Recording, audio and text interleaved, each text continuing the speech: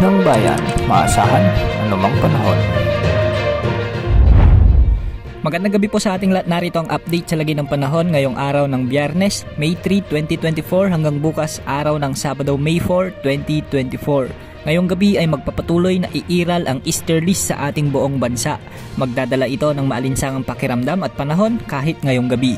Sa kabila ng mainit na panahon, may mga inaasahan pa rin tayong mga pag-ulan dahil sa mga localized thunderstorms na maaaring makaapekto sa ilang lugar. Samantala may namamataan din tayong posible o potensyal na sama ng panahon, ngunit ating tatalakayin ang posibleng galaw at magiging lakas nito maya-maya lamang. Dahil sa alinsangan nga ng panahon, pumalo ang pinakamataas na heat index ngayong araw sa 47 degrees Celsius sa may Dagupan City, Pangasinan at 46 degrees Celsius naman sa may Apari, Cagayan. Ganitong heat index pa rin ang aasahan sa mga nasabing lugar bukas araw ng Sabado. Para sa lagay ng panahon ngayong gabi sa Luzon ay asahan ang bahagyang maulap hanggang sa maulap na kalangitan na may mga kalat-kalat na pagbuhos ng ulan sa ilang lugar dahil sa mga localized thunderstorms.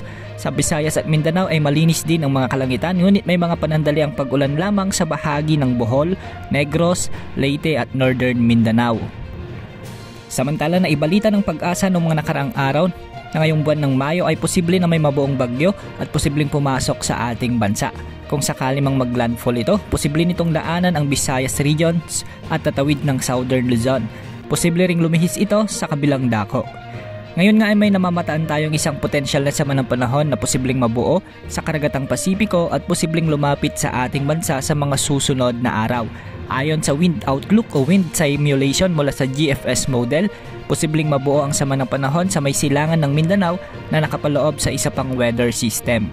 Posibleng maging low pressure area ito pagsapit ng Miyerkules o Huwebes sa susunod na linggo at posibleng unti-unting lalakas bilang mahinang bagyo sa mga susunod na araw. Base dito sa nakikita nating wind outlook, makikita natin na bahagyang lalakas ito pagsapit ng May 11 at lalapit sa may silangan ng Mindanao o Visayas pagsapit naman ng May 12 o 13. Di pa naman tiyak kung gaano kalakas ang potensyal na bagyong ito dahil sa mga weather systems na posibleng makakaapekto pa dito. May posibilidad din na malusaw ito bago makalapit sa ating bansa. Dahil sa may katagalan at may kalayuan pa ang potensyal na bagyo, marami pa ang posibleng mangyari kaya antabayanan ang mga susunod na update ukol sa potensyal na sama ng panahong ito.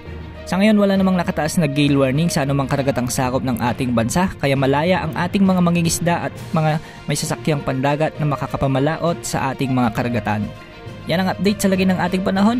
Ito po ang weather update ng bayan, maasahan anumang panahon.